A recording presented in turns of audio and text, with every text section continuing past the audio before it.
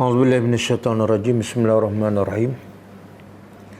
Alhamdulillah rabbil alamin, nahmaduhu wa nasta'inu wa nastaghfiruh. Wa na'udzu billahi min syururi anfusina wa min sayyiati a'malina. May yahdihillahu fala mudilla lahu wa may yudlil fala hadiya lahu. Asyhadu an la ilaha illallah wahdahu la syarika lah wa asyhadu anna Muhammadan abduhu wa rasuluh. Subhanaka la ilma lana illa ma 'allamtana innaka antal alimul hakim. Allahumma 'allimna ma yanfa'una wanfa'na bima 'allamtana wa zidna ilma. Rabbi yassir wa la tu'assir. Rabbi tammim bil khair, amma ba'du. InsyaAllah kita sambung tadabbur surah Ali Imran ayat 149. Dan kita tengok pengajaran ayat yang lepas sebelum tu, iaitu ayat 147 dan 148. Ayat 147, A'udzubillahi minasyaitonirrajim.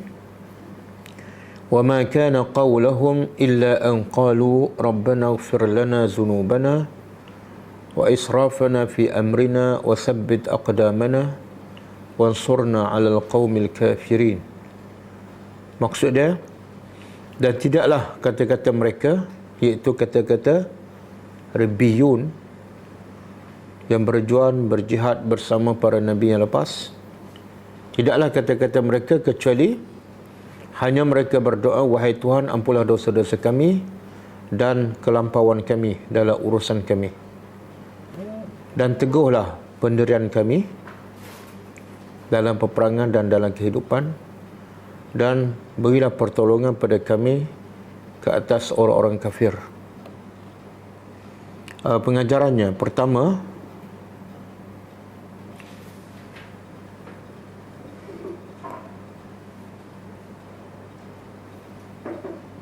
orang-orang yang beriman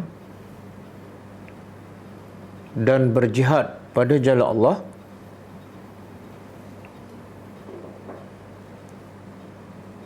lengkap imannya dari segi perbuatan dan perkataan.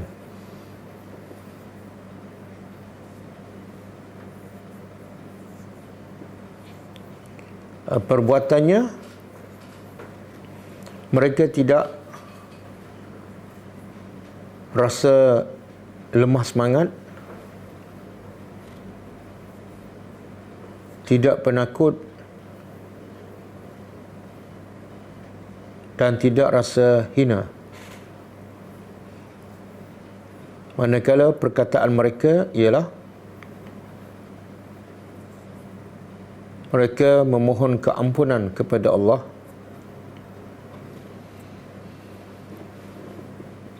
atas dosa-dosa mereka dan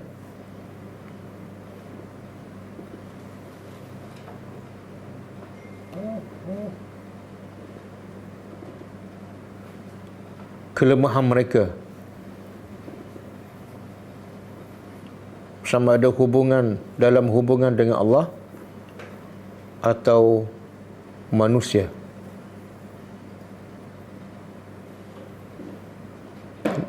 Yang kedua,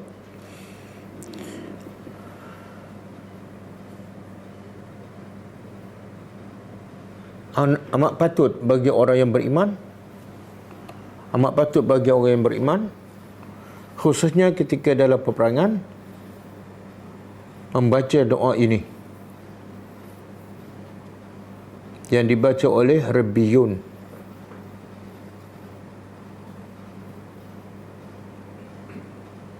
Iaitu doa yang kita belajar semalam. Rabbana ighfir lana dhunubana wa israfana fi amrina tsabbit aqdamana wansurna 'alal qaumil kafirin. Yang ketiga, semua manusia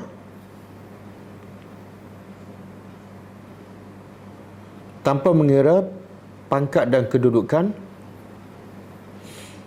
sangat berhajat kepada keampunan Allah.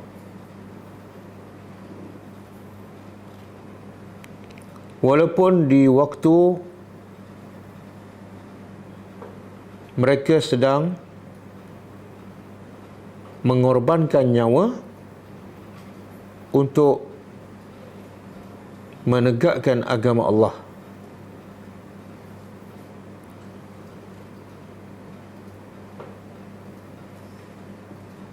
Kerana setiap manusia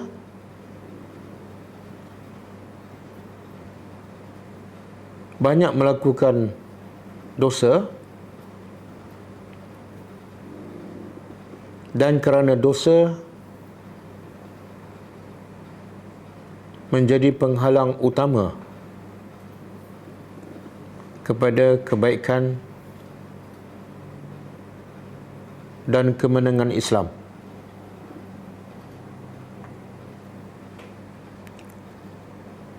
Yang keempat,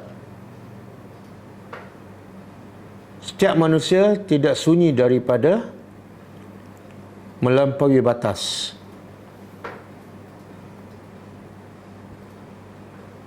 Sama ada dalam urusan agama atau urusan duniawi.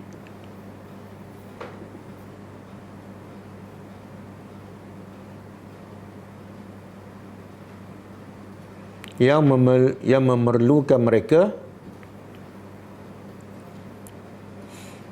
sentiasa bertaubat kepada Allah.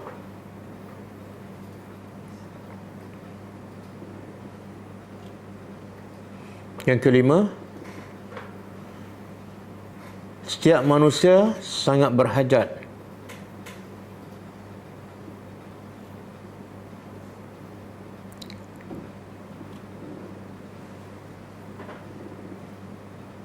kepada ketetapan dan keteguhan iman.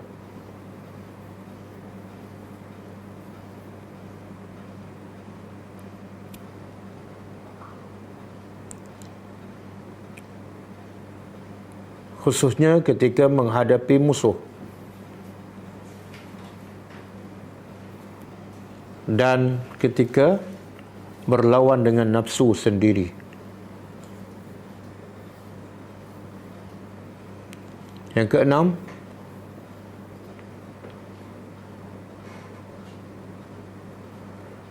sekiranya Allah tidak menolong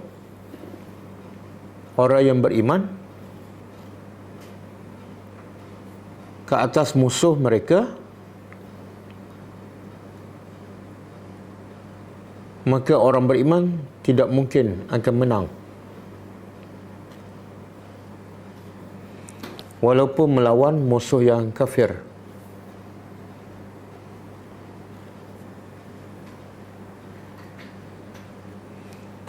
Okey, habis ayat 148. A'udzubillahi minasyaitonirrajim. Fa atahumullahu thawabad dunya wa husna thawabil akhirah. Wallahu yuhibbul muhsinin.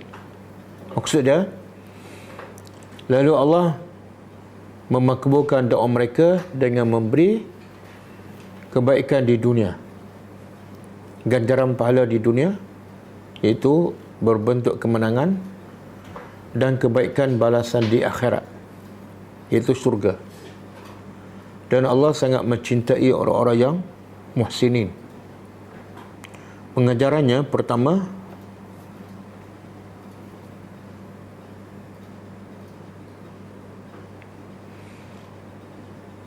sesungguhnya Allah Subhanahu Wa Taala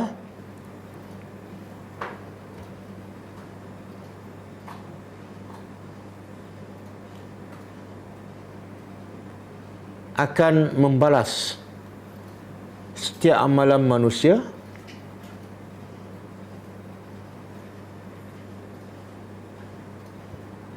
sama ada yang baik ataupun yang buruk,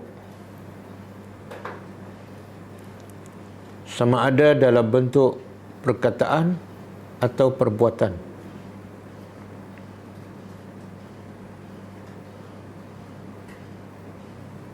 Yang kedua, rahmat Allah mendahului kemurkaannya. Rahmat Allah mendahului kemurkaannya.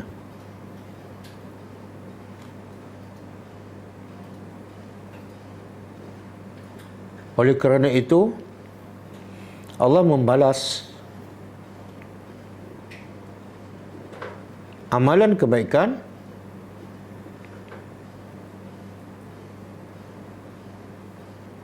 satu kebaikan dibalas 10 sehingga 700 dan lebih.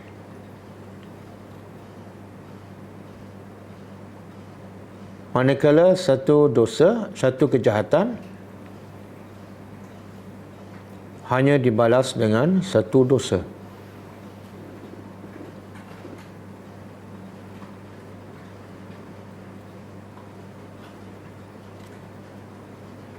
Yang ketiga,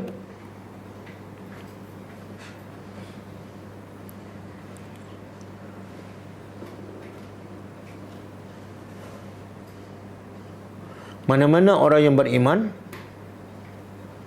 yang telah dihukum di dunia di atas dosanya,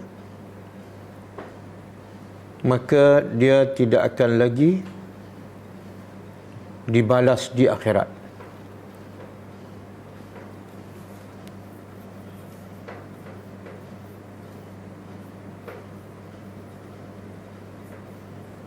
Sebaliknya, balasan kepada amalan kebaikan akan dibalas di dunia dan juga di akhirat.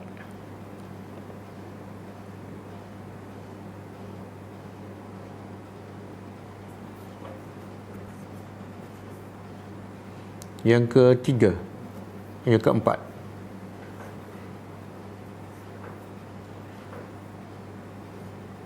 kebaikan di dunia walaupun besar dan hebat, ia tetap bersifat sementara dan bercampur dengan kesusahan.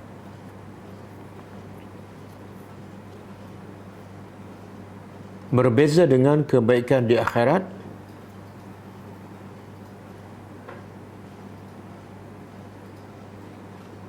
ia adalah kebaikan yang berterusan dan kekal abadi.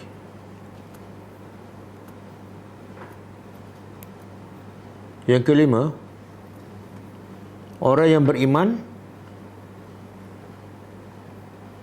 dan yang berakal akan mengutamakan kebaikan di akhirat lebih daripada kebaikan di dunia.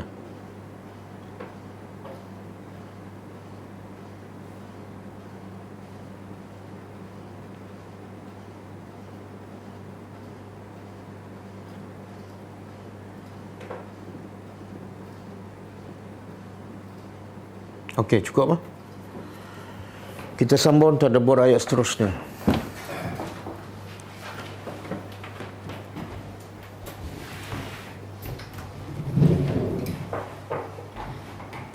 Sorry ya, saya tak sempat tukar uniform.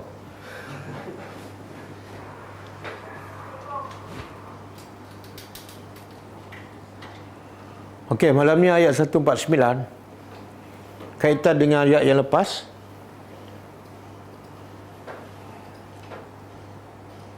Cerita ni masih cerita tentang peperangan Uhud. Yang bahagian awal surah Ali Imran cerita pasal orang-orang Nasrani. Kemudian mula daripada ayat 80-90 sehingga sebelum akhir surah Ali Imran cerita pasal peperangan Uhud. Jadi ayat malam ni adalah sambungan daripada ceritanya lepas. Itu bila tentera Islam kalah ataupun hampir kalah di pusingan kedua dalam peperangan Uhud, orang munafik menghasut orang Islam ketika mereka dalam kekalahan dan kesedihan. Antara hasutan mereka ialah, cukuplah kamu ikut Nabi Muhammad. Tengok Nabi Muhammad dah kalah. Bahkan dia war-warkan Nabi Muhammad telah mati, terbunuh. Cukuplah kamu ikut Muhammad. Sekarang baliklah ikut agama asal kamu yang dibawa oleh Abu Sufyan. Bila mereka hasut orang beriman, orang munafik yang hasut, maka turun ayat ni melarang orang beriman daripada mendengar dan menuruti kehendak orang munafik. Mana Allah sayang kepada orang beriman, Allah takut orang beriman ni terpengaruh. Jadi turun ayat ni adalah sebagai ketegasan. Okey, auzubillahi minasyaitonirrajim. Ya ayyuhallazi, wahai orang-orang yang amanu, mereka beriman. Okey, bila Allah sebut wahai orang beriman, apa pengajarannya?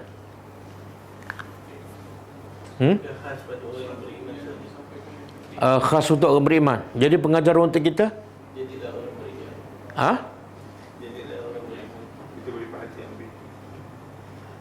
Pengajaran untuk kita pertama, kalau kita rasa orang beriman, wajib kita dengar. Sebab Allah bercakap dengan orang yang Allah guna nama wahai orang beriman. Kalau kita rasa kita orang beriman, wajib dengar dan faham. Dan bila kita dengar, kita faham, kita laksanakan. Itu sebagai bukti kita orang beriman. Okey? Tapi kalau kita baca ayat ni dan kita tak faham, kita terus je habis, kita tak beriman. Ramai tak yang baca ayat ni dan dia tak cuba untuk faham, dia sebab targetnya apa? Nak khatam. Sebab tu ada satu Syekh Abdul Razak Al-Badr. Dia kata satu kesilapan besar ketika seseorang baca Quran. Satu kesilapan besar. Apa dia? Ramai orang tak perasan. Iaitu kesilapannya ialah bila dia baca, dia nak khatam. Satu kesilapan besar. Sebab sepatutnya apa dah? Dia baca niat aku nak ikut apa yang Allah cakap. Dia baca niat nak menjadi ahli Al-Quran. Dia niat baca untuk merawat penyakit yang ada pada dirinya. Pastilah akan dapat kebaikan kalau itulah niatnya. Tapi kalau dia niat aku nak khatam, dia tak akan dapat apa kebaikan.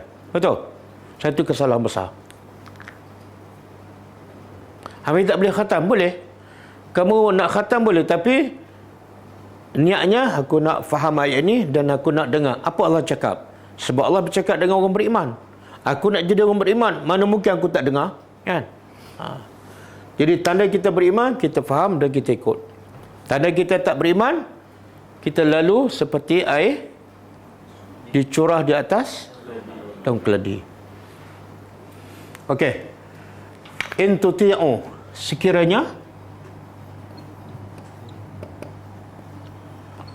tuti'u, kamu mentaati ataupun kamu patuh. Patuh pada siapa? Allazina, kepada orang-orang kafir. Allah sebut umum orang kafir. Bila sebut umum, siapa mereka ni?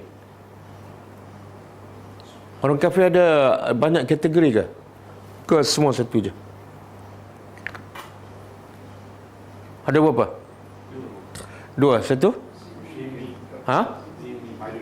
Zimmi. Yang kedua? Harbi. Yang Allah bagi dalam Quran ialah ahli kitab dan musyrikin. Dalam surah apa? Mana ada surah lam yakuni? Surah Bayyinah.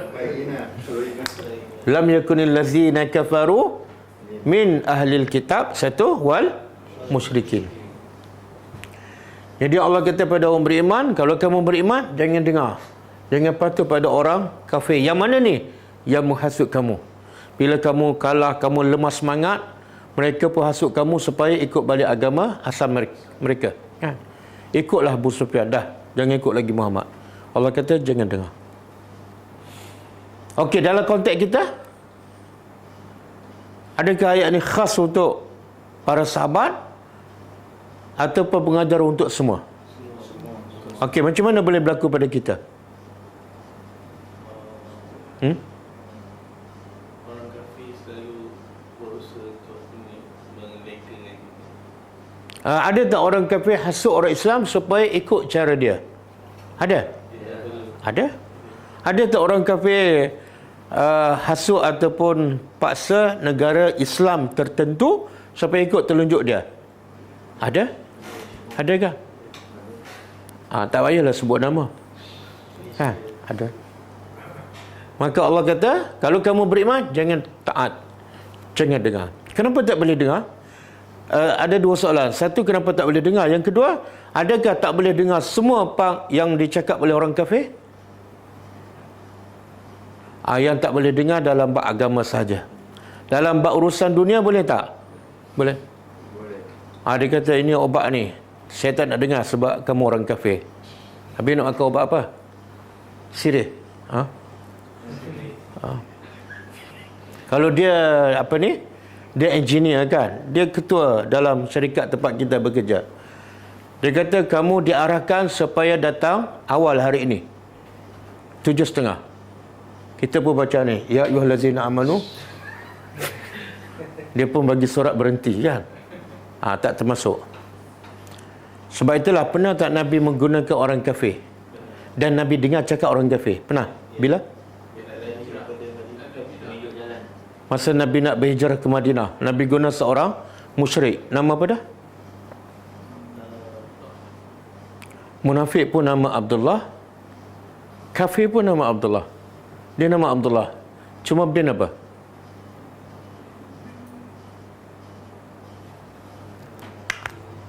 Abdullah bin Uraikit.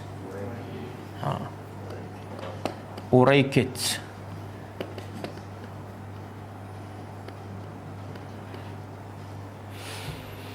Jadi masa Nabi nak berhijrah ke Madinah, Nabi tak boleh ambil jalan biasa sebab orang musyrikin sedang mencari Nabi.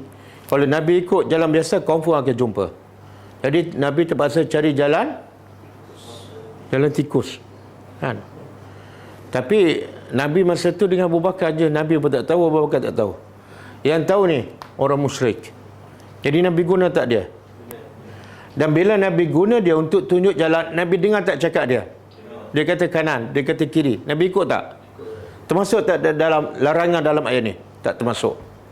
Sebab ini tak ada kaitan dengan halal dan haram. Boleh faham? Jadi kita sesat jalan tanya. Orang tu kata kanan. Kita bertanya, kamu kafir ke Muslim? Kalau kafir, saya tak nak dengar cakap.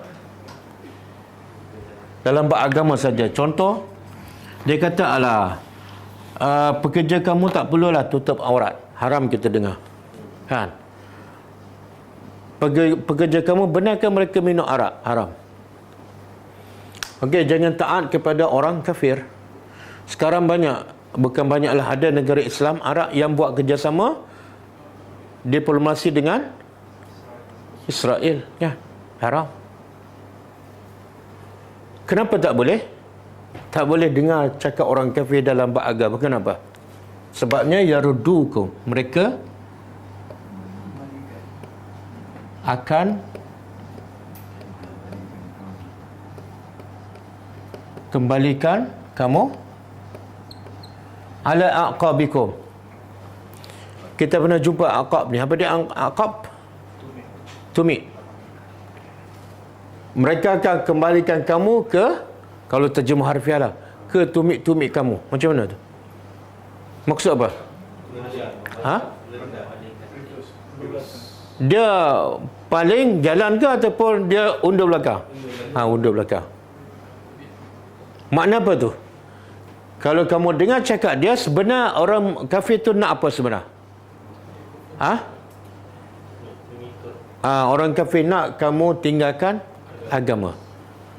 Jadi bila kita tinggal agama, Allah nak gambarkan bahaya tinggal agama seumpama bahaya orang jalan ke belakang. Bahaya tak? Siapa boleh berjalan 5 km ke belakang? Mesti jatuh, mesti terlanggar, betul? Begitulah gambaran orang yang keluar daripada agama. Masalah besar, kan? Kamu ke belakanglah.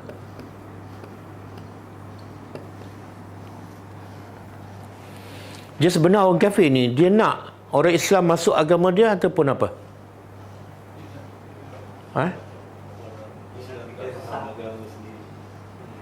Dia adalah pembesar Kristian, saya lupa nama dia. Dia kata target kami bukan nak orang Islam keluar Islam masuk Kristian, tak. Target kami apa dah? Orang Islam tinggal agama Islam, cukup. Tak masuk Nasrani pun tak apa. Sampailah tujuan, betul. Sebab yang mereka takut orang Islam beramal dengan Islam. Bila tak beramal, tak perlu hasut mereka masuk agama Kristian. Jadi kadang-kadang kita terkejut dengan fakta, iaitu orang Islam keluar agama masuk Kristian, kan? Betul? Berapa dah? Berapa banyak? Katalah 200,000 kan, katalah yang masuk Kristian. Tapi yang tinggal agama Islam dan tak masuk agama apa-apa lagi banyak, betul? 50%. Yang tak solat, dia tak masuk Kristian tapi tak solat. Sebenarnya itu dah tinggal agama, itu berapa ramai? Angka tu lagi besar tapi kita tak terkejut. Yang kita terkejut yang 20% masuk Kristian. Kan? Okey, jadi orang kafir nak sangat kamu keluar agama, cukup. Tak beramal dengan Al-Quran dan Sunnah, cukup. Kemudian apa akan berlaku bila kita mundur ke belakang?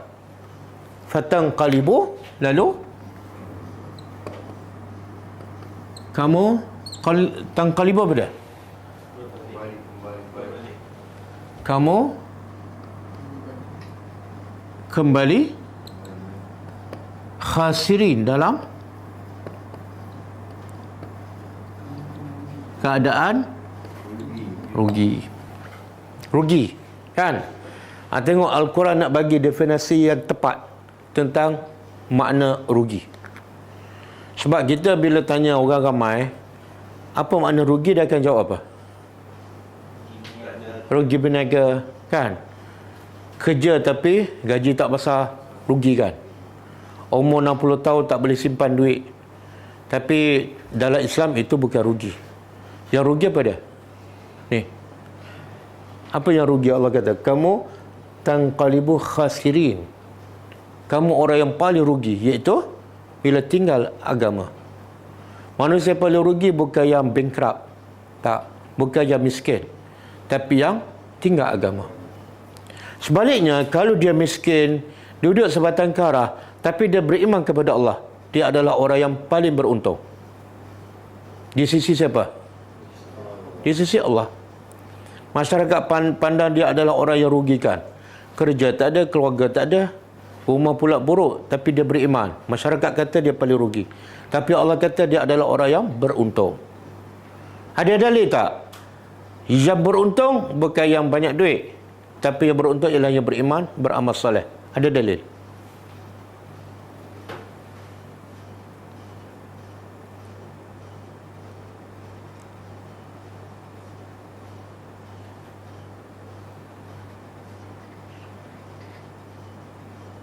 Nak cari lama, ada 6,000 ayat. Yang simple-simple je. Yang beruntung ialah orang yang beriman.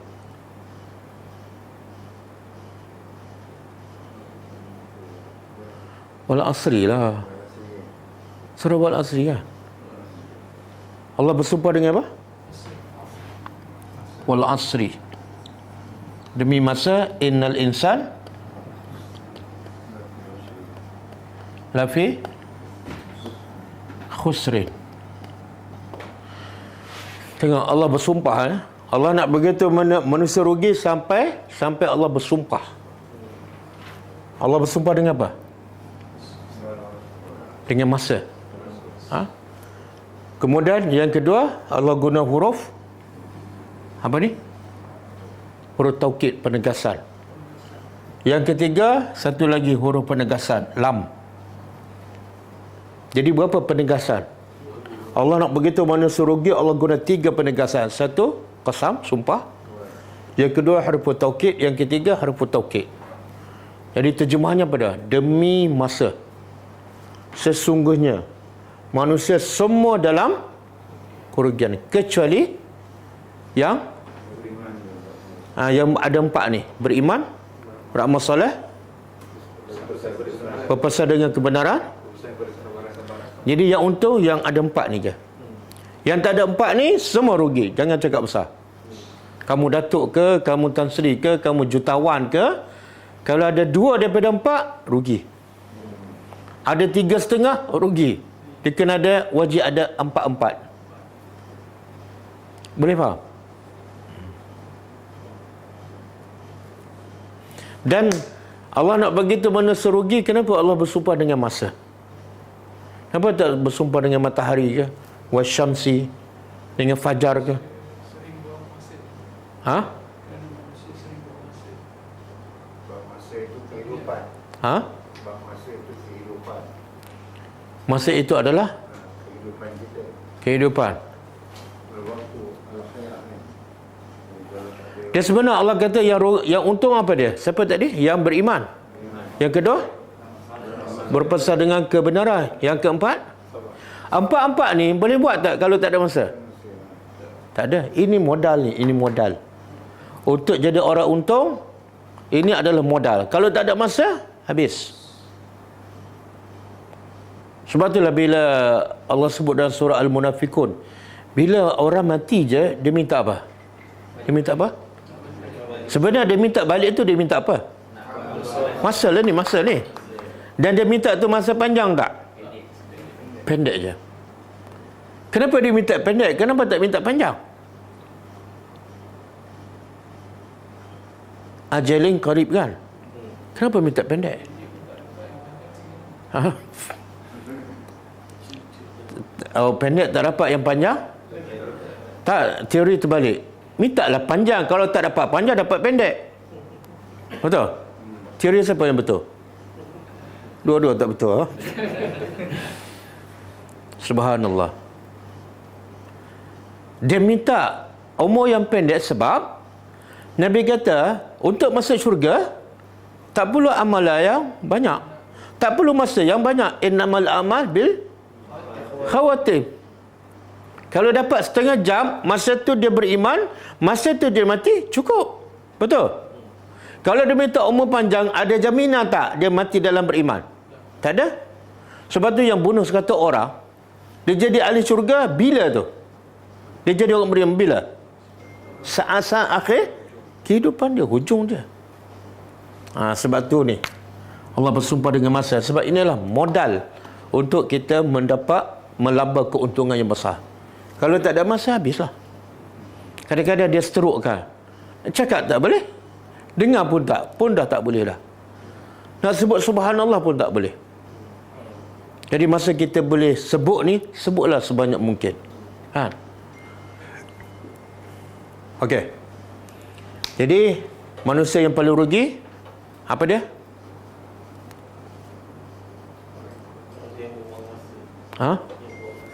Dia, kita cakap tu macam betul, tapi dari segi praktikalnya, realitinya, kita tak rasa rugi buang masa. Saya bagi contoh. Bila kita terlepas satu projek ke satu kerja kan, hari tu tak dapat 200 kan, kita ada tak rasa rugi tu? Rugilah. Ada kan? Betul. Tapi kalau pagi hari tu kita terlepas solat sunat subuh, ada tak rasa rugi macam tu? Ada? Orang beriman je lah dia rugi. Biasanya tak ada kan? Tengok-tengok besok terlepas lagi. Sebab apa nak kerja yang dua? Makna apa tu? Makna apa tu?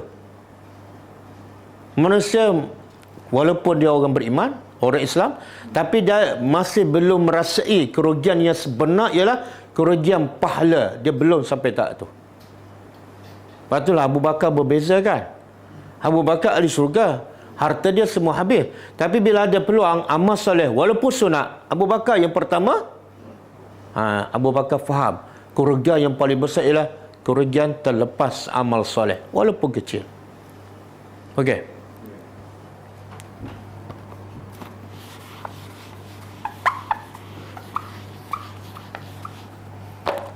Kemudian Allah kata apa? Bal apa dia?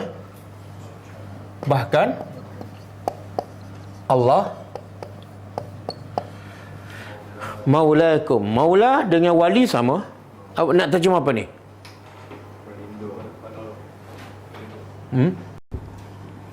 Penolong ke pelindung?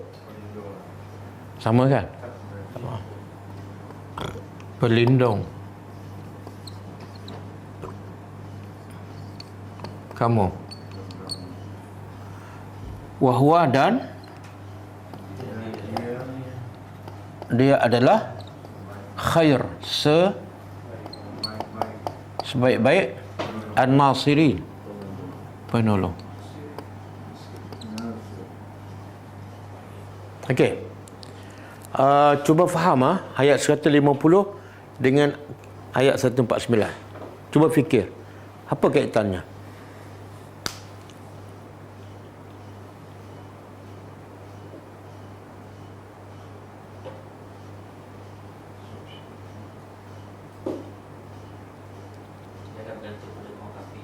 Jangan bergantung pada orang kafir. Kaitan dengan ayat 150? Ha? Okey, ayat 149 Allah kata jangan dengar cakap orang kafir dalam bab agama kan. Ayat 150 Allah kata Allah pelindung. Sepatutnya macam ni. Allah kata jangan dengar cakap orang kafir. Lawan dia, dengarlah cakap Allah, betul kan? Sepatutnya macam tu. Tapi Allah tak sebut taatlah pada Allah. Allah sebut apa? Allah pelindung. Sebenarnya Allah pelindung tu apa dia? Apa kaitan? Allah selamatkan. Ha? Allah selamatkan akhirat. Kalau di kafir nanti ada rugi kan? Ha? Jadi kalau Allah Kalau kamu dengar cakap orang kafir, kamu rugi. Kalau kamu taat pada Allah, Allah tak kata kamu untung, tapi Allah kata Allah pelindung. Mana lebih baik ayat? Allah kamu untung ataupun Allah pelindung? Mana ayat tu lebih terkesan dalam kehidupan kita? Oh. Jadi Allah tak kata taatlah pada Allah. Tak. Allah bagi tahu hasil kamu tak pada Allah, Allah melindungi kamu. Dan di sini Allah nak bagi tahu bodohnya manusia yang dengar cakap orang kafir. Sebab apa? Orang kafir tak mungkin jadi pelindung. Yang kedua, pasti kamu akan jadi orang yang manusia paling bodoh, cari berlindung dengan orang yang tak boleh melindungi dia. Bodoh tak? Yang kedua, bankrupt. Carilah Tuhan sebagai pelindung. Okey. Dan Allah begitu. Kenapa Allah pelindung yang terbaik? Sebab dia khairun nasirin. Apa makna khairun nasirin? Ini ada kaitan dalam peperangan lah. Kalau kamu berperang, kamu nak apa? Nak menang. Kalau betul kamu nak menang, carilah kepada Tuhan yang betul-betul boleh memberi kemenangan. Siapa dia? Mungkin orang kafir boleh bagi kemenangan, bagi senjata mungkin. Tapi mungkin tak boleh. Tapi kalau antara orang kafir dengan Allah yang bagi pertolongan, siapa yang terbaik? Kalau kamu berakal, pilihlah Allah. Mana kalau kamu pilih orang kafir, akal kamu tak waras. Kita kalau nak cari bodyguard lah, nak jaga kita, cari bodyguard yang kurus, yang umur 80 ke, yang apa dia? Yang ganteng orang kata. Dah, kalau saya lah, saya ni kaya, banyak duit. Jadi saya nak cari orang yang kawal saya kan, bodyguard saya, tapi saya cari orang tua, gigi pun tak ada, telinga pekak. Orang kata apa pada saya? Bodoh kan? Tapi siapa yang ambil orang kafir sebagai pelindung, berapa kali bodoh? Tapi ramai tak? Ramai. Tak tahu berapa puluh kali bodoh ni. Ini Allah, ini orang kafir ataupun manusia. Kadang-kadang rumah dia ada guard kan, tapi dia tak solat. Dia tak solat kan? Maknanya pelindung dia siapa? Cari pelindung yang tak boleh melindungi dia, lepas tu dia bayar duit pula. Kan berapa kali bodoh tu.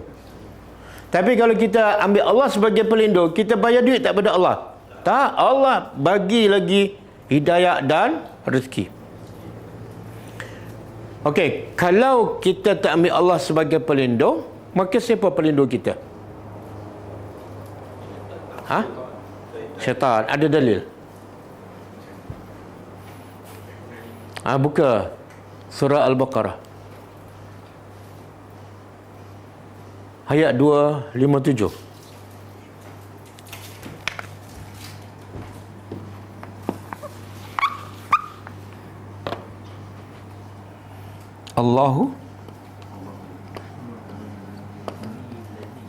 Allahu waliyul ladzina amanu yukhrijuhum minadh dhulumati ila nur. Kemudian walladzina kafaru awliya'uhum at-taghut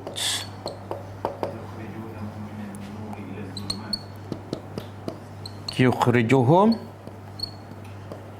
minan nur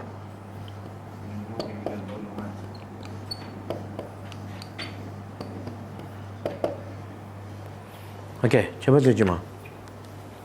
Allah wali, pelindung. Pelindung siapa? Oh, nikmatnya, nikmat yang paling besar dah.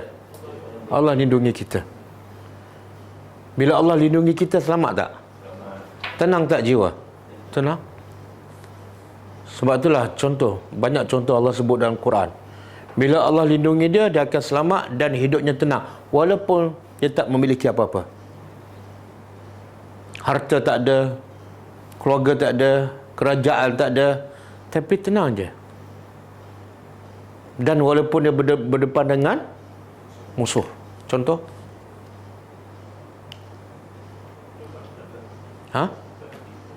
Ashabul Kahfi, ya. Dia berdepan dengan apa? Kerajaannya, masyarakatnya semua kufur syirik pada Allah. Dan sedang mencari dan kejar dia kan, nak bunuh. Tapi dia hanya duduk di dalam gua. Tenang tak? Nyenyak tak tidur? Berapa lama dia tidur? Ada apa-apa dalam gua tu? Kipas ke aircon? Tak ada. Ada peti ais? Ada tandas?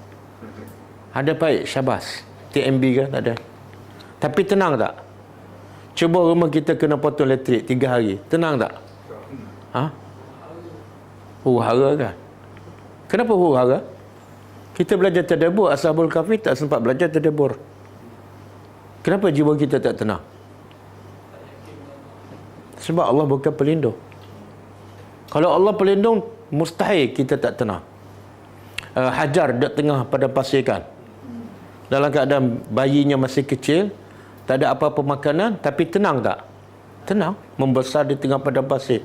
Satu pokok pun tak ada. Sebab Allah wali. Siapa lagi? Nabi Ibrahim AS ditangkap, diikat dan dicampak dalam api. Tenang tak? Tenang sebab Allah pelindung. Siapa lagi? Nabi Musa AS dikejar oleh ratusan ribu tentera Firaun dan depan dia laut kan. Tenang tak Nabi Musa? Dia fikir tak macam mana dia nak selamatkan belakang ratusan ribu tentera Firaun, depan laut? Dia terfikir tak macam mana dia nak selamatkan? Dia fikir tak? Tak. Kenapa dia tak fikir? Sebab dia tahu Allah, kalau Allah boleh cipta 7 lapis langit, Allah boleh cipta laut, Allah boleh buat apa saja yang tak perlu dia fikir. Bila dia fikir, mana apa tu? Macam mana aku nak selamat? Dia tak percaya pada Allah lah. Dia ingat Allah ni macam manusia kan? Tenang je. Pengikut dia kata apa? Pengikut dia tenang tak? Pengikut Nabi Musa? Tak. Apa kata pengikut dia?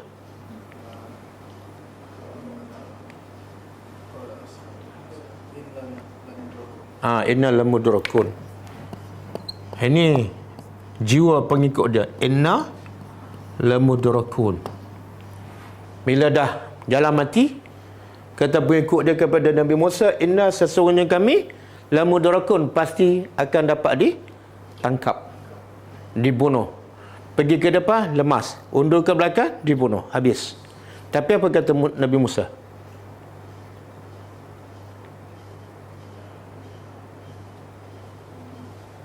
Kan banyak kali khatam dah. Kalla, sekali-kali tidak. Inna ma'i Rabbi sayahdini. Kena hafal ayat ni kan? Hafal. Sekali-kali tidak, dia jawab pada pengikut dia. Tak, sekali-kali kita tidak akan dapat ditangkap atau dibunuh. Kenapa? Kenapa? Sebab inna ma'i, bersama aku Tuhan. Apa makna Rabb? Dia tak kata Allah. Beza Allah dengan Rabb. Rabb menggambarkan apa? Bersama aku pencipta 7 lapis langit, pencipta Fir'aun, pencipta laut. Apa aku nak takut? Sayahdini, akan tunjuk jalan. Dia tak terfikir pun macam mana. Lepas dia cakap, Allah kata apa? Ambil tongkat, pukul laut. Lepas pukul, laut kun fayakun. Betul? Jadi lebuh raya. Berapa lorong? Berapa lorong? 12 lorong. 12. Sekarang kalau kerajaan nak buat lebuh raya bukan 12 lorong, 4 lorong je. Berapa masa lama? Kadang-kadang 5 tahun tak siap-siap kan. Kita pun masih nak lawan Tuhan. Okey. Jadi beruntunglah orang yang Allah wali dia. Macam mana cara kita nak jadikan Allah sebagai wali kita? Jadilah orang beriman. Sebab Allah hanya wali orang beriman. Lepas Allah jadi wali orang beriman, apa hasilnya? Yukhrijuhu minaz zulumat ila nur. Allah akan keluarkan orang beriman daripada kegelapan kepada nur. Apa yang Allah nak beritahu? Kegelapan tu apa? Kegelapan yang paling musibahnya apa? PKP.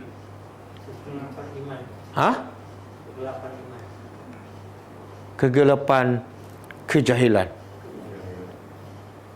Sebab tu masyarakat Mekah dipanggil masyarakat jahiliah. Bila dia tak kenal Tuhan, mana jahil.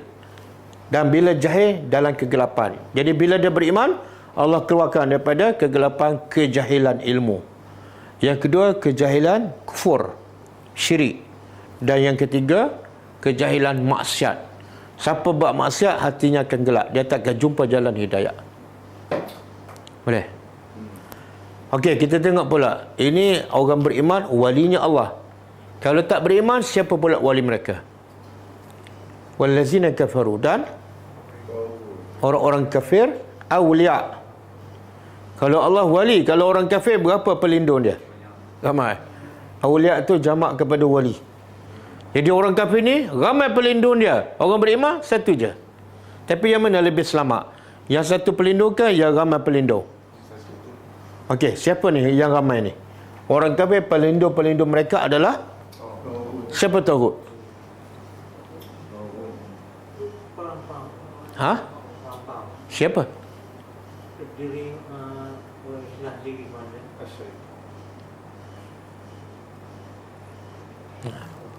Tauhid ni semangat daripada Allah lah. Dia tauhid ni ada tiga jenis. Satu, tauhid yang ma'bud, yang disembah. Apa saja yang disembah itu adalah tauhid. Seperti apa? Matahari, pokok, kadang-kadang dia sembah syaitan. Apa saja yang disembah selain daripada Allah, tauhid. Yang kedua, yang ditaati. Apa saja yang ditaati dan bercanggah dengan perintah Allah, itu adalah tauhid. Siapa ni yang biasa ditaati? Yang ada kuasa lah. Manakala orang yang berkuasa mengarahkan benda yang bercanggah dengan Islam, kita ikut. Dia wali kita. Dan dia adalah tauhid. Yang ketiga, yang kedua tadi ditaati. Yang ketiga, dan diikuti. Beza tu. Ditaati, dia ada kuasa. Sebab tu kena taat. Yang diikuti, dia tak ada kuasa. Tapi kita, siapa ni? Guru. Ulama-ulama yang suka buat benda yang ikut je. Dari segi pakaian kan, dari segi pegang buat tasbih, Siwak pun sama besar kayunya. Boleh faham? Jadi semua ni, wali-wali ni boleh tak jadi pelindung yang selamat? Tak. Teman-teman syaitan. Bila mereka jadi pelindung, dia akan menjahanamkan. Dan akhirnya fatanqalibu khasirin. Boleh? Jadi Allah sebut ni sebenarnya. Kemudian wali-wali yang syaitan ni, manusia semua ni, targetnya apa? Nak keluarkan manusia daripada, dah ada cahaya, dah ada ilmu, akhirnya gelap balik. Kadang-kadang belajar dah betul, Quran dah senang, lepas tu tukar jadi belajar yang salah. Jadi pada cerah masuk kepada kegelapan. Salah pilih wali. Salah pilih wali. Okey, semoga Allah menjadi wali kita.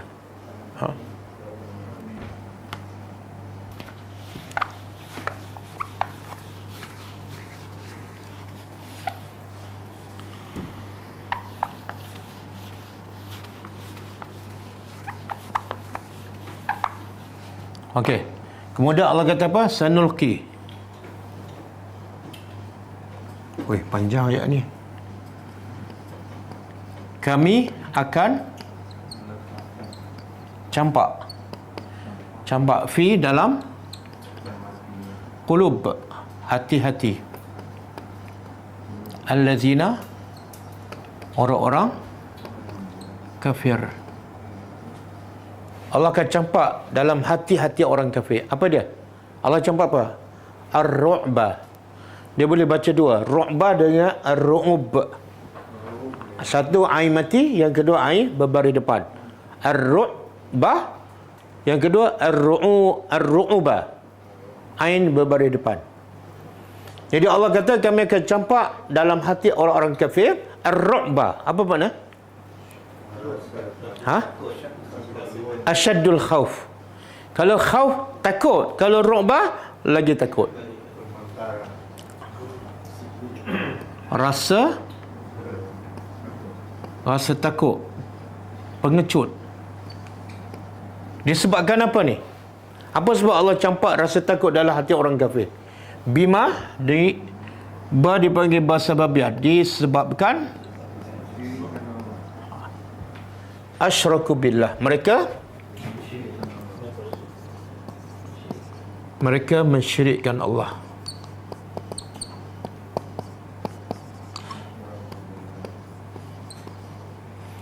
Dan Allah tempelak lagi. Mereka syirik pada Allah, ada hujah tak? Ada hujah? Tak ada. Malam apa yang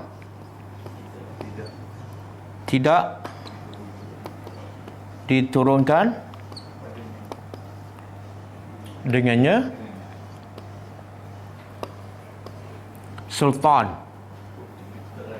Sultan ni sebenarnya makna dia, sultan dah jadi bahasa Melayu kan? Bila sebut sultan ni dalam bahasa Arab makna apa? Kuasa lah. Siapa yang ada kuasa dipanggil sultan. Walaupun ada setengah sultan tak ada kuasa. Apa yang tidak diturunkan dengannya sultan. Tapi di sini nak terjemah kuasa ke apa? Bukti. Tapi kenapa Allah sebut? Kalau bukti dalam bahasa Arab apa dia? Burhan. Kenapa Allah sebut sultan? Tengok bahasa Arab, tengok bahasa Al-Quran. Allah nak bagi tu hujah yang kuat, yang betul, seolah kuasa boleh mempengaruhi orang. Betul? Betul tak? Kadang-kadang Nabi cakap Quran, jin boleh berubah. Seolah ayat Al-Quran itu ataupun ilmu itu adalah satu kuasa boleh mengubah kehidupan manusia. Jadi kita terjemah apa? Hujah ataupun ilmu. Di sini Allah nak tempelak. Tempelak apa ni? Sebenarnya Allah nak bagi tu kebodohan manusia. Ciri-ciri orang bodoh. Apa dia? Ya? Ciri-ciri orang bodoh dalam ayat ni. Bila beramal tidak ada. Inilah ciri-ciri orang bodoh. Orang beriman cerdik. Bila dia beramal, dia cari hujah. Kul hatu burhanakum in kuntum sadiqin. Betul. Siapa-siapa yang beramal tak ada dalil sama dengan orang musyrik. Allah kata, Allah campak rasa takut dalam hati mereka sebab apa? Balasan di atas kesyirikan mereka. Dan kesyirikan mereka memang tak ada hujah. Syirik macam mana pun memang tak ada hujah. Biasa contohlah dia sembah berhala kan. Ada hujah tak berhala tu boleh selamatkan dia? Tak ada. Akal yang paling bodoh pun dia dengan berhala, siapa lebih berkuasa? Dia. Sepatut siapa sembah siapa? Berhala. Terima kasih kepada sekarang aku nak sembah kamu. Dia pun terkejut kan. Okey. Dia kena apa munasabah ayat ni? Allah sebut Allah campak rasa takut yang bersangatan dalam hati orang kafir. Apa munasabah dengan ayat sebelum ni? Dan apa kaitan dengan wa huwa khairun nasirin? Allah sebaik-baik penolong. Apa kaitan?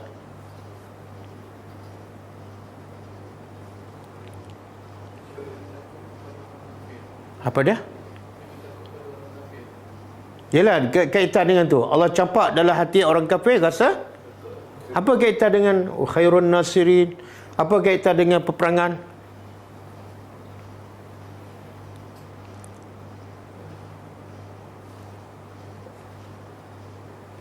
Kalau saya tanya, saya jawab ada orang tidur.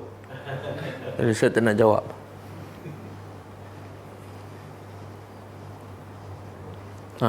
Tadi.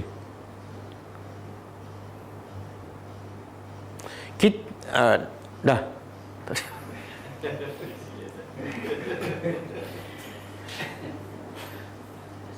Memanglah kalau dah pelajar tak jawab, saya terpaksa jawab lah. Sebenarnya kalau kita nak kalahkan musuh, kita perlukan apa? Kita nak kalahkan musuh, perlukan apa? Kekuatan senjata, strategi kan. Tapi Allah nak kalahkan musuh hanya perlu campak rasa takut. Musuh kalau takut pada lawan dia, apa jadi? Kalah. Jadi Allah kata Allah sebaik-baik penolong. Allah sebaik-baik pemberi kemenangan. Macam mana cara Allah nak kalahkan musuh? Campak dah. Tengok Nabi Muhammad dah gelgu. Memang kalah. Itu tanda-tanda awal kalah. Tak perlu Allah hantar senjata yang canggih. Tak perlu tambah bilangan tentera Islam. Campak rasa takut, habis. Kalau dah takut, macam mana nak berperang? Betul tak? Macam mana nak berperang? Pegang pedang pun jatuhlah. Bahkan antara mukjizat Nabi Muhammad SAW, Nabi kata aku diberi 5 kelebihan yang Allah tak bagi pada semua para rasul dahulu. Kan? Salah satu apa? Musuh akan rasa gerung sebelum jumpa Nabi Muhammad. Berapa lama? Sebulan. Katalah bulan 5 nak berperang kan. Bila orang kafir mula rasa takut? Mana itu tanda-tanda awal mereka akan kalah. Sebab tu boleh kata hampir semua peperangan yang diikuti oleh Rasulullah menang. Kecuali ada sebab Allah bagi kalah. Dalam peperangan Uhud ada sebab. Dalam peperangan Hunain ada sebab. Itu dalam skop peperangan sahaja ke atau? Itu dalam skop peperangan sahaja lah. Tak, ini ulama mengatakan semua sekali. Tapi syarat. Allah akan campak rasa takut kepada orang kafir bila berdepan dengan orang yang beriman. Kalau kita tak beriman, kita pula takut pada orang kafir. Betul? Sebab tu orang kafir dia tak melawan pun kita, dia tak rancang pun nak serang kita. Sebab apa? Sebab kita dah member dia. Kan? Ada kad member pun. Okey, saya nak bagi contoh. Allah sebut dalam Quran. Kalau ingatlah, ada satu contoh Allah begitu bagaimana Allah kalahkan musuh orang Yahudi yang tak ekonomi di tangan dia dan mereka lebih kuat, senjata mereka lebih banyak. Tapi tiba-tiba orang beriman dengan mudah halau dia. Orang beriman apa terkejut? Kami tak terfikir pun mereka boleh cabut lari. Sebab mereka kuat, ekonomi di tangan mereka. Dalam surah apa dan cerita apa? Surah apa? Surah Al-Isra, bukan? Ya? Yahudi yang kena halau. Surah apa? Al-Hasyru. Yahudi itu Bani apa? Bani Qainuqa ke? Bani Quraizah ke? Bani? Memang dia ada 3. Mesti betul lah salah satu. Bani Nadir. Cuba buka ayat. Ayat 2. Surah Al-Hasyru.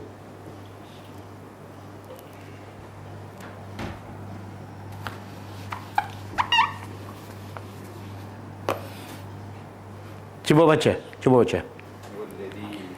Huwallazi akhrajal ladzina kafaru dialah iaitu Allah yang mengusir keluar orang-orang kafir min ahli kitab, daripada ahli kitab iaitu Bani Nadir. Kemudian diyarihim min diarim, daripada rumah mereka sendiri, li awwalin fi awal hasyr, dalam perkumpulan yang pertama. ma dhanantum an yakhruju Allah kata, kamu orang beriman tak sangka pun kamu boleh halau keluar mereka. Sebab siapa penduduk asal Madinah? Orang Yahudi. Dan ekonomi di tangan siapa? Orang Yahudi. Jadi orang beriman tak terfikir. Dia baru datang Madinah, tiba-tiba nak usir penduduk tetap dan orang yang kuat ekonominya. Tak terfikir. Allah kata, kamu tak terfikir pun kamu akan usir mereka. Kemudian wa dhannu annahum mani'atuhum dan orang Yahudi pula yakin dengan kubu mereka di Madinah sangat kuat, tak mungkin mereka boleh keluar dan diusir. Lepas tu fa'atahumullahu min haitsu lam yahtasib Allah datang dari sudut, dari arah yang orang kafir Yahudi tak terfikir pun mereka akan diusir. Apa dia? wa qadhafa fi qulubihim ar-ru'b Allah campak dalam hati mereka ar-ru'bah. Nampak tak? Orang beriman tak terfikir, Bani Nadir pun tak terfikir bahawa mereka akan diusir dengan mudah. Tengok orang beriman je sampai tahap apa? Sambungan. yukhrijuna buyut Mereka merosakkan sendiri rumah mereka sendiri. Mereka buat rumah, duduk, lepas tu mereka sendiri merosak rumah sampai tahap tu. Kenapa ni? Takut sangat. Dan juga dia dengki, dia tak nak. Kalau dia tinggal rumah tu, dia tak nak orang beriman duduk. Kan? Itu contoh bagaimana Allah kalahkan musuh dengan hanya campak rasa takut je. Okey, kemudian mereka syirik pada Allah dan kesudahannya wa ma'wahum. Ma'wahum. Apa ma'wah? Tempat kembali mereka adalah neraka. Kalau kita tak ada buat ayat ni menakutkan kan? Nak kembali ke mana? Ke neraka. Rumah awak di mana? Itu neraka, lorong yang ketiga, kan? Tempat tinggal mereka, kalau Allah kata tempat tinggal mereka di akhirat, sebelah tu neraka. Okey lagi kan? Tempat tinggal mereka dalam neraka. Lepas tu Allah kata lagi wabi'sa, dan seburuk-buruk maswa, tempat az-zalimin, orang-orang zalim. Dia ada yang masa saya pergi tim Syria, dia masuk kawasan pelarian orang Syria di Syria. Mereka jadi pelarian di negara sendiri. Sebab apa? Kawasan mereka di Damsyik, mereka dihalau oleh kerajaan Bashar. Kemudian mereka pergi kawasan orang lain walaupun dalam negara yang sama. Tanah tak ada, rumah tak ada, mereka duduk dalam kemah. Berak merata, najim merata. Jadi bila tim Syria pergi tu, kena tutup. Sebab tak ada kemudahan. Mereka menumpang di tanah walaupun dalam negara sendiri.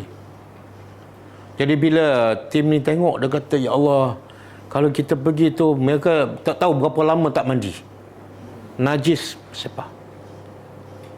Tapi adakah itu seburuk-buruk tempat tinggal? Kan? Allah kata seburuk-buruk ialah neraka. Okey? Banyak tak pengajaran daripada ayat malam ni? Jadi Kita hanya perlu apa? Bila nak berdepan dengan musuh, kita hanya perlukan apa? Ha? Iman. Jadi orang beriman. Bila jadi orang beriman, Allah akan lindungi kita dan musuh akan menjadi takut. Cukup.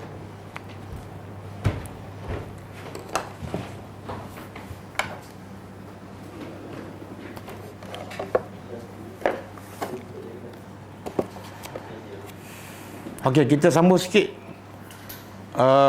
Daripada buku 62 Amalan Pembuka Pintu Syurga.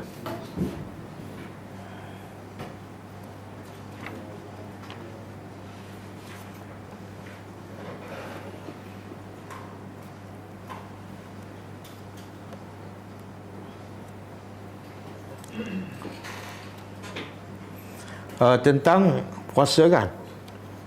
Kita dah baca semalam amalan yang ke-15 ya, iaitu berpuasa. Kita sambung tajuk puasa ni muka surat 53 kan. Qala al-musannif rahimahullah man sama, daripada Huzaifah radhiyallahu anhu yang mengatakan bahawasanya Rasulullah SAW bersabda, man sama yauman ibtigha'a wajhillahi khutima lahu biha dakhala al-jannah. Maksudnya barang siapa yang berpuasa satu hari saja, tapi betul-betul kerana mengharapkan wajah Allah, dan puasa itu menjadi akhir bagi hidupnya, iaitu dia meninggal dalam keadaan berpuasa, maka ia akan masuk syurga.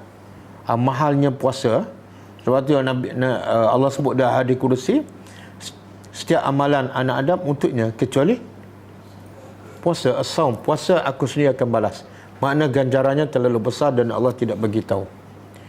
Dan di sini juga setengah orang kita dia suka puasa yang bukan Nabi puasa. Contoh, puasa nisfu Syaban, Nabi tak puasa. Rio satu Melissa bila masuk nisfu Syaban, semua nak berebut puasa. Tapi hadis ni Nabi kata apa? Kelebihannya masuk syurga bila ni? Bukan nisfu Syaban. Bila-bila masa je. Yang ada hadis sahih dan dia boleh buat bila-bila masa, tak perlu tunggu Syaban, tak perlu tunggu yang ke-15. Tak buat tak tahu je. Nak tunggu juga 15 Syaban. Pelik tak? Pelik sungguh manusia. Pelik tapi benar. Dari Abu Umamah radhiyallahu anhu dia mengatakan wahai Rasulullah, perintahkanlah aku untuk mengerjakan satu amalan yang bisa membuatku masuk ke dalam surga dengan amalan itu. Maka Nabi bersabda, alaika bis-saum fa innahu la misla lahu. Kalau betul kamu nak masuk syurga, hendaklah engkau berpuasa, kerana tidak ada amalan yang menyerumpainya dalam hal ganjaran. Tengok pengajaran. Sahabat suka bertanya Nabi, tapi soalannya apa dia? Soalannya, macam mana nak masuk syurga? Biasa pelajar-pelajar kalau tanya ustaz, tanya apa?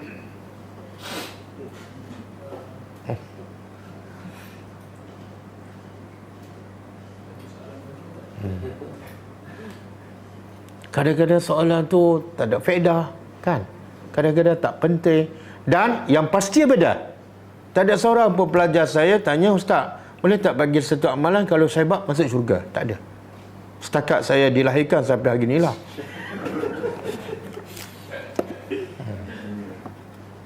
Yang ada soalan pelik ada, ustaz, kalau saya berkumur, air yang saya berkumur tu merecik kat badan saya, sah tak wuduk saya? Ya Allah, soalan.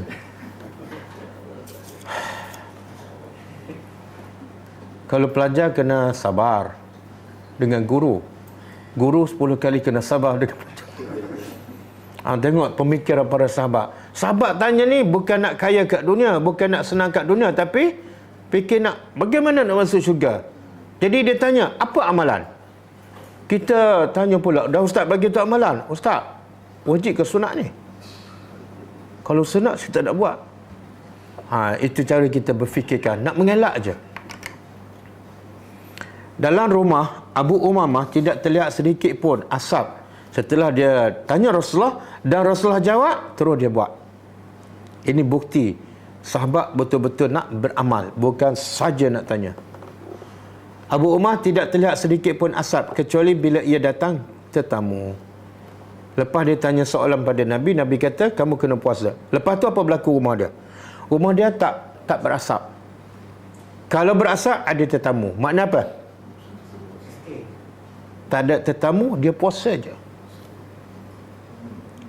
Kalau ada tetamu, dia berbuka sebab hormat. Oh. Rumah kita pun bagus juga, tak berasak je kan, sebab kita makan di luar. Okey, cukup Kita jumpa lagi malam besok insya-Allah. Kita tutup dengan membaca tasbih kafarah. Subhanakallahumma wa bihamdika asyhadu an la ilaha illa anta astaghfiruka wa atubu ilaik. Assalamualaikum warahmatullahi wabarakatuh. كتاب الله ترق جنانه وتنى العظيم